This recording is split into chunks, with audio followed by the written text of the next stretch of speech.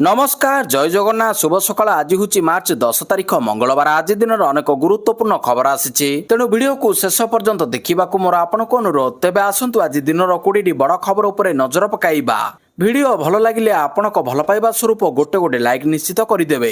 आज प्रथम खबर राज्य में खाली पड़ी 4607 डाक्तर पदवी। ओडिशार स्वास्थ्य सेवा क्षेत्र में डाक्तर अभाव एवं एक गुरुतर चिंतार विषय पलटि। ओडिशा रे वर्तमान राज्य में प्रति 1265 जन लोकों मात्र जड़े डाक्तर अछंती। सरकारी तथ्य अनुसार राज्य में मोट 15,793 डाक्तर पदवी मंजूर होइतिबा बेले सेथिरु 4,607 पदवी खाली पड़ी। यह व्यतीत प्राय 1,469 जन डाक्तर उच्च शिक्षा जाइतिबारु चिकित्सालय गुड़िकर कार्यर अभाव बढ़ुची। अन्यपटे 108 आम्बुलांस को ठीक समय पहुंची पार नथिबा अभियोग होईछि। परवर्ती खबर 10 दफा दाबी नहीं राजरास्ता ऑल ओडिशा आशाकर्मी सामुख्य। 10 दफा दाबी नहीं राजरास्ता ऑल ओडिशा आशाकर्मी सामुख्य। मुख्य दाबी गुड़ा है आशाकर्मी माने स्थायी निजुक्ति मासिक 18,000 टंका पारिश्रमिक अवसरकालीन सहायता वृद्धि पेंशन ईपीएफ और ईएसआई सुविधा सह विभिन्न दाबी उठाई प्रोत्साहन राशि द्विगुण करने समयते देय प्रदान अवसर बयस 65 वर्ष करने और सरकारी कल्याण योजन अग्राधिकार देवा दाबी दीर्घ दिन धरी काम करुवा सत्वे यथेष्ट सुविधा न मिलुथिबारु सरकार शीघ्र दाबी गुड़िक विचार कर समाधान करने आशाकर्मी माने दाबी करछंती। परवर्ती खबर एप्रिल 2 जुक्त 2 खाता देखा। एप्रिल 2 जुक्त 2 खाता देखा आरंभ। एथर मध्य दुईटी पर्यायर खाता मूल्यांकन करा जिवो। प्रथम पर्यायर एप्रिल 2 रु 13 और द्वितीय पर्यायर एप्रिल 15 रु 26 तारिख जाए खाता देखा चलिबो। विज्ञान वाणिज्य और कला विभाग किछि विषय उत्तर खाता ई मूल्यांकन एवं कला और धंदामूलक विभाग विषय गुड़िकर मनुआल मूल्यांकन करा जिवो। दुईटी पर्यायर 16,000 अध्यापक नियोजित हेबे बोली उच्च माध्यमिक शिक्षा परिषद परीक्षा नियंत्रक प्रशांत कुमार परिडा कहिसंती। ई मूल्यांकन हेबाकु थिबा केंद्र गुड़िकर कंप्यूटर जेपरि हैंग न हेबो सेति प्रति दृष्टि देबाकु स्वतंत्र कर्मचारी को नियुक्ति दिया जिवो। एप्रिल भितर मूल्यांकन प्रक्रिया शेष करी मे तृतीय सप्ताह रे फल प्रकाश करबाकू परिषद लक्ष्य रखिछि। उभय ऑफलाइन और ऑनलाइन मूल्यांकन पई 151 मूल्यांकन केंद्र रहिछि। सेथि मध्य ऑफलाइन पई 76 और ऑनलाइन पई 75 केंद्र रहिछि। प्रथम पर्याय मूल्यांकन रे ऑनलाइन खाता देखिबाकू 3,500 एवं ऑफलाइन पई 4,500 अध्यापक अध्यापिका रहिबे। द्वितीय पर्याय मूल्यांकन रे 8,000 मूल्यांकनकारी शामिल हेबे। ए वर्ष प्राय 25 लाख खाता मूल्यांकन हेबो। परवर्ती खबर विद्युत संचय पई विश्वविद्यालय बंद कला बांग्लादेश। अमेरिका इस्राएल ईरान मध्य चलतिबा विवाद मध्य बांग्लादेश समस्या रे पड़िछि। शक्ति संकटर समाधान पई बांग्लादेश सरकार एक नूतन पद्धति ग्रहण करिसंती। विद्युत संरक्षण पई सरकार मार्च 9 तारिख रु समस्त सरकारी एवं बेसरकारी विश्वविद्यालय बंद करबाकू निर्देश दैछंती। विद्युत एवं शक्ति संरक्षण पई सरकारी पदक्षेप नैथिबा जणा पड़िछि। बांग्लादेश सरकार द्वारा विद्युत एवं शक्ति संरक्षण पर निया पदक्षेप अंशस्वरूप शिक्षा कैलेंडर को ईद उल फितर छुट्टी सह जोड़िछंती। यह अंतर्गत विश्वविद्यालय को बंद करा जायछि। बांग्लादेश शिक्षा मंत्रालय द्वारा यह निर्देश जारी करा जायतिबा जणा पड़िछि। परवर्ती खबर पुरी कोर्ट रे पुणी बोमा आतंक। पुरी कोर्ट रे पुणी बोमा आतंक पुणी मेल रे पुरी कोर्ट को उड़ाई देबा पई धमक आसिला। जना मेल आईडी को नहीं पुलिस अधिक तर्जमा करथिबा बेले कोर्ट परिसर रे सशस्त्र पुलिस और बम स्क्वाड पहुंची सर्च आरंभ करथिले। जाहाकु नहीं कोर्ट मध्य कोर्टर कर्मचारी मजिस्ट्रेट एवं वकिल मध्य भयर वातावरण देखा मिलता। तेबे पूर्व गत फेब्रुआरी 6 रे मध्य बोमा धमक मिलता। परवर्ती खबर राज्य में खोलिब नहीं नुआ सब ट्रेजेरी। राज्य में खोलिब नहीं नुआ सब ट्रेजेरी। विधानसभा मुख्यमंत्री पक्षर उत्तर रखिंट आईन मंत्री। एवं सब ट्रेजेरी काम ऑनलाइन माध्यम रे होउछि। पेंशन रु आरंभ करी चालान और बिल ऑनलाइन रे होउछि। ई भाउचर रे सब हेउथिबार और सब ट्रेजेरी खोलिब नाही। वर्तमान राज्य में 169 ट्रेजेरी रहिछि बोली कहिसंती आईन मंत्री। विभागीय मंत्री विधायकों प्रश्न उत्तर रखुचंती। प्रश्नकाल मध्य सब ट्रेजेरी को नहीं किछि उत्तर रखिंट आईन मंत्री। परवर्ती खबर द्राविड लक्ष्मण को विश्वकप विजय उत्सर्ग कले गंभीर। भारतीय क्रिकेट दलर मुख्य प्रशिक्षक गौतम गंभीर टी20 विश्वकप विजय को दुई महान खेलाड़ी राहुल द्राविड और वीवीएस लक्ष्मण को समर्पित करछंती। रविवार विजय पर निजर प्रतिक्रिया रखी से कहिसंती मु एई ट्रॉफी को राहुल द्राविड और वीवीएस लक्ष्मण को उत्सर्ग करबाकू चाहिबी। एक शक्तिशाली भारतीय दल गढ़िबा पई राहुल भाई को सीओ क्रिकेट ऑफ एक्सेलेंस रे देशर भविष्यत प्रतिभा मान को प्रस्तुत करबा पई लक्ष्मण को मध्य विजय समर्पित। परवर्ती खबर संपत्ति तालिका दाखल करिनाहांती 1.25 लाख रु अधिक सरकारी कर्मचारी। संपत्ति तालिका देउनाहांती सरकारी बाबू। ବିଧାନସଭାରେ ଆସିଲା ସାଂଘାତିକ ତଥ୍ୟ। ସମ୍ପତ୍ତି ଲୁଚାଉଛନ୍ତି ସରକାରୀ ବାବୁ ବିଧାୟକ ପ୍ରଶାନ୍ତ ବେହେରାଙ୍କ ପ୍ରଶ୍ନର ତଥ୍ୟ ସହ ଉତ୍ତର ରଖିଛନ୍ତି ମୁଖ୍ୟମନ୍ତ୍ରୀ ମୋହନ ମାଝୀ। ସିଏମଜିଆଇରୁ ପ୍ରାପ୍ତ ସୂଚନା ଅନୁସାରେ ମାର୍ଚ୍ଚ 2 ତାରିଖ ସୁଦ୍ଧା 1,25,847 ଜଣ ସରକାରୀ କର୍ମଚାରୀ ସମ୍ପତ୍ତି ତାଲିକା ଦାଖଲ କରିନାହାନ୍ତି। ରାଜ୍ୟ ସରକାରଙ୍କ ଅଧୀନରେ ଥିବା କର୍ମଚାରୀଙ୍କ ନିମନ୍ତେ 2025 ବର୍ଷ ପାଇଁ ସମ୍ପତ୍ତି ତାଲିକା ଦାଖଲ କରିବାର ସମୟ ସୀମାକୁ ମାର୍ଚ୍ଚ 31, 2026 ପର୍ଯ୍ୟନ୍ତ କୋହଳ କରିଛନ୍ତି। ରାଜ୍ୟ ସରକାରଙ୍କ ଅଧୀନରେ ଥିବା ସମସ୍ତ ବର୍ଗର କର୍ମଚାରୀଙ୍କୁ ସେମାନଙ୍କ ବାର୍ଷିକ ସମ୍ପତ୍ତି ତାଲିକାକୁ ଔଜଗଝର ଅନଲାଇନ ପୋର୍ଟାଲରେ ପୂର୍ବରୁ ଜାନୁଆରୀ 1ରୁ ଜାନୁଆରୀ 31ର ସମୟସୀମା ମଧ୍ୟରେ ଦାଖଲ କରିବାକୁ ନିର୍ଦ୍ଦେଶ ଦିଆଯାଇଥିଲା। ଏବେ ସେହି ଅବଧି ମାର୍ଚ୍ଚ 31 ପର୍ଯ୍ୟନ୍ତ ବଢାଇଛନ୍ତି ରାଜ୍ୟ ସରକାର। ପରବର୍ତ୍ତୀ ଖବର ବଢିଲା ଖାଇବା ତେଲ ଦର। ମଧ୍ୟପ୍ରାଚ୍ୟ ଯୁଦ୍ଧ ଭିତରେ ଧୀରେ ଧୀରେ ଏହାର ପ୍ରଭାବ ଦେଖାଯାଉଛି। ବଢିଲା ଖାଇବା ତେଲର ଦର ଚିନ୍ତାରେ ଖାଉଟି। ଲିଟର ପିଛା 10 ଟଙ୍କା ଖାଇବା ତେଲ ବର୍ତ୍ତମାନ ବଢିଥିବା କୁହାଯାଉଛି। କଟକ ମାଲ ଗୋଦାମରେ ରିଫାଇନ୍ ତେଲ ଆଗରୁ ଲିଟର ପିଛା 160 ଟଙ୍କାରେ ବିକ୍ରି ହେଉଥିବା ବେଳେ ଏବେ 3ରୁ 4 ଦିନ ଭିତରେ ବୃଦ୍ଧି ପାଇ 170 ଟଙ୍କାରେ ପହଞ୍ଚିଛି।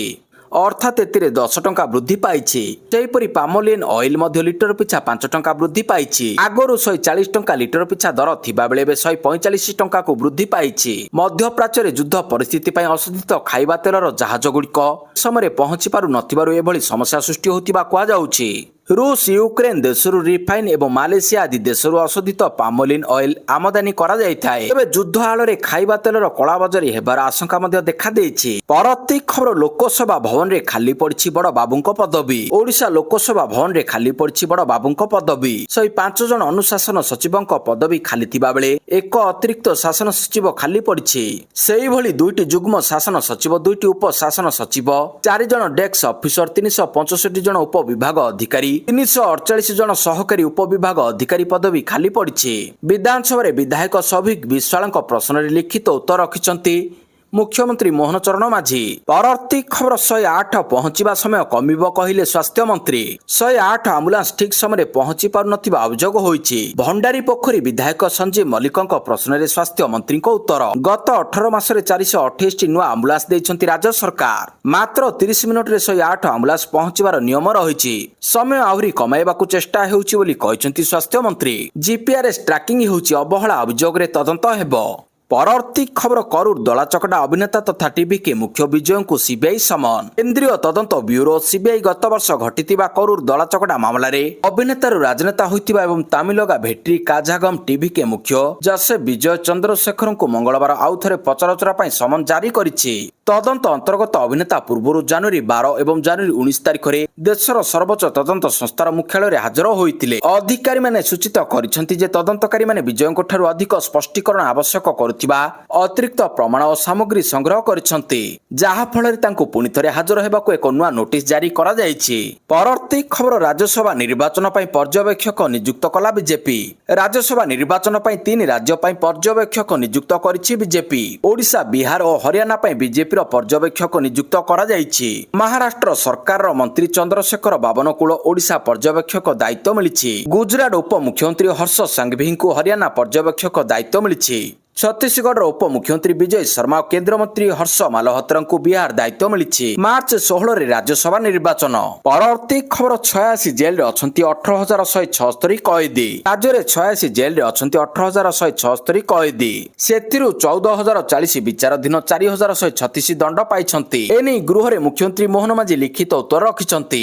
ବିଧାନସଭା ବଜେଟ୍ ଅଧିବେଶନର ଦ୍ୱିତୀୟ ପର୍ଯ୍ୟାୟ ସହାୟକ ଚାଲିଛି ପ୍ରଶ୍ନକାଳ। ଗୃହରେ ବିଭିନ୍ନ ବିଭାଗୀୟ ମନ୍ତ୍ରୀ ବିଧାୟକଙ୍କ ଉତ୍ତର ରଖୁଛନ୍ତି। ପରବର୍ତ୍ତୀ ଖବର 1237 ଗାଁରେ ମୋବାଇଲ ସେବା ଠପ୍। 1237 ଗାଁରେ ମୋବାଇଲ ଫୋନ ବ୍ୟବହାର ହୋଇପାରୁନାହିଁ। ଆଜି ମଧ୍ୟ ପହଞ୍ଚି ପାରିନାହିଁ ନେଟୱାର୍କ। କାମ କରୁନି 944ଟି ଟାୱାର। ଚଳିତ ବର୍ଷର ଜୁନ୍ ସୁଦ୍ଧା ନେଟୱାର୍କ ପ୍ରଦାନ ପାଇଁ ଲକ୍ଷ୍ୟ ରଖାଯାଇଛି। ଗୃହରେ ଆଇଟି ମନ୍ତ୍ରୀ ମୁକେଶ ମାହାଲିଙ୍କ ଲିଖିତ ଉତ୍ତର ରଖିଛନ୍ତି। ବିଧାନସଭା ବଜେଟ୍ ଅଧିବେଶନର ଦ୍ୱିତୀୟ ପର୍ଯ୍ୟାୟ ଚାଲିଛି। ବିଧାନସଭା ବଜେଟ୍ ଅଧିବେଶନର ଦ୍ୱିତୀୟ ପର୍ଯ୍ୟାୟରେ ଉତ୍ତର ରଖିଛନ୍ତି। ପରବର୍ତ୍ତୀ ଖବର ଅଷ୍ଟମରେ ଫେଲ୍ ହେଲେ ଫେଲ୍। ଆରମ୍ଭ ହେଲା ପଞ୍ଚମ ଓ ଅଷ୍ଟମ ଶ୍ରେଣୀ ବୋର୍ଡ ପରୀକ୍ଷା। ଜାତୀୟ ଶିକ୍ଷାନୀତି ଅନୁସାରେ ଏଥର ପଞ୍ଚମ ଓ ଅଷ୍ଟମ ଶ୍ରେଣୀରେ ରହିଛି ପାସ୍ ଫେଲ୍ ବ୍ୟବସ୍ଥା। ଅର୍ଥାତ୍ ପରୀକ୍ଷାରେ 30% ମାର୍କ ରଖିଲେ ପାସ୍ କରିବେ ଛାତ୍ରଛାତ୍ରୀ। ଫେଲ୍ ହେଲେ 6 ସପ୍ତାହ ଭିତରେ ସପ୍ଲିମେଣ୍ଟାରୀ ପରୀକ୍ଷା ଦେବେ। ବ୍ୟବସ୍ଥାକୁ ସ୍ୱାଗତ କରିଛନ୍ତି ଅଭିଭାବକ। ତେବେ ତ୍ରୁଟି ଶୂନ୍ୟ ପରୀକ୍ଷା ପରିଚାଳନା ଉପରେ ଗୁରୁତ୍ୱ ଦେବାକୁ ପରାମର୍ଶ ଦେଇଛନ୍ତି। ମ୍ୟାଟ୍ରିକ୍ ବୋର୍ଡ ଭଳି ପ୍ରଥମ ଥର ପାଇଁ ଏଥର ଅଷ୍ଟମ ଶ୍ରେଣୀରେ ଛାତ୍ରଛାତ୍ରୀ ଦେଇଛନ୍ତି बोर्ड परीक्षा पास पाई दरकार 30% मार्क कम नंबर रखिले फेल फेल हेले 6 सप्ताह मध्य देवे सप्लीमेंटरी परीक्षा सकाळ 7टा रु 9टा एवं 9:30 रु 11:30 दुईटी सिटिंग रे होईची परीक्षा मैट्रिक परीक्षा भली स्ट्रांग रूम रे रहिची प्रश्न पत्र सकाळ स्वतंत्र सुरक्षा रे स्कूल रे पहुंचीतिला प्रश्न पत्र परीक्षा पई ब्लॉक स्तर रे स्वतंत्र स्क्वाड गठन करा जायछि प्रति स्क्वाड रे 3 जण लेखाई सदस्य रहिछन्ति सेहि भली जिल्ला और राज्य स्तर रे मध्ये स्क्वाड रहिछन्ति प्रतिदिन 5 रु 6टी स्कूल निरीक्षण करिबे स्क्वाड समान भाव रे पंचम श्रेणी रो बोर्ड परीक्षा मध्ये आरंभ होईछि पंचम श्रेणी पिला मानक पई 50 मार्क रो परीक्षा थिबा बेले सेथुरु 10 मार्क रो मौखिक और 40 मार्क रो लिखित परीक्षा होईछि परवर्ती खबर ईरान सहित रूस दृढ़ भाव में छिड़ा हेब कहले राष्ट्रपति व्लादिमीर पुतिन रूस राष्ट्रपति व्लादिमीर पुतिन स्पष्ट करिसेंति ईरान सहित रूस दृढ़ भाव में छिड़ा हेब पुतिन कहिसेंति मस्को तेहरान को समर्थन जारी रखिबो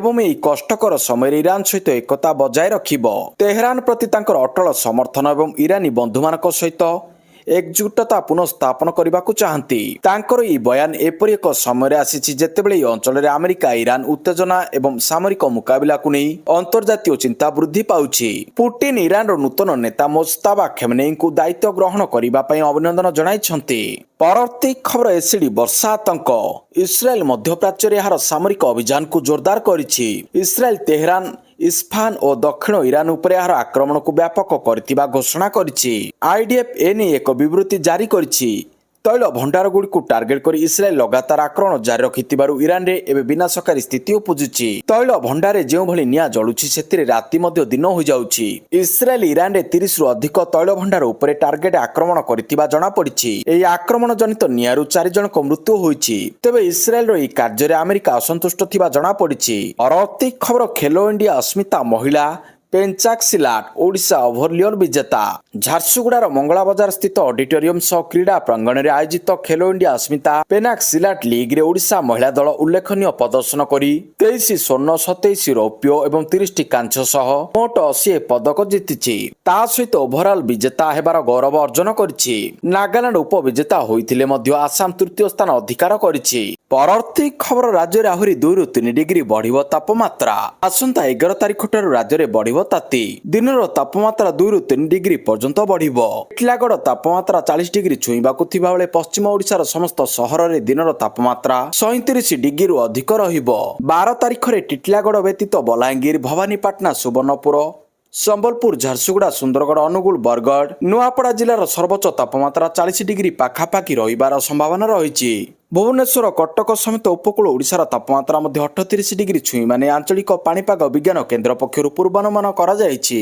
सेपटे आसंता 5 दिन मध्य देशर विभिन्न अंचल रे ग्रीष्म प्रवाह परिस्थिति सृष्टि हेबो बोली भारतीय पाणीपाग विभाग चेतावनी दैछि चलित मार्च रे अत्याधिक उत्ताप तालिका रे विदर्भर नाम जोड़ी होईछि परवर्ती खबर मध्यप्राच्य रे युद्ध मध्य सरकार बड़ निष्पत्ति बढ़िला एलपीजी सिलिंडर बुकिंग रो समय मध्यप्राच्य रे युद्ध मध्य सरकार एक बड़ निष्पत्ति नेइछन्ति पेट्रोलियम मंत्रालय घरोई गैस सिलिंडर एलपीजी पई बुकिंग अवधि को 21 दिन रु 25 दिन को वृद्धि करिछि सूत्र अनुसार यहा को 21 दिन रु 25 दिन को वृद्धि करा जायछि कला बजार एवं महजूद रोकिबा पई निष्पत्ति निया जायछि सरकार कहिसंति वर्तमान घरोई गैस किबा डीजेल एवं पेट्रोल रे कोनोसी अभाव नाही मंत्रालय मात्र 3 दिन पूर्व एलपीजी सिलिंडर पर बुकिंग अवधि को 15 दिन रु 20 दिन को वृद्धि करथिला किंतु एबे यहा को 21 दिन रु 25 दिन को वृद्धि करा जायछि यार अर्थ हेउछि ग्राहक मानकु दुईटी सिलिंडर बुकिंग मध्य 24 दिन रो व्यवधान बजाय रखिबा को पड़िबो परवर्ती खबर 2 वर्ष रे 711 कोटी टंका लुटि नेलेनी साइबर ठक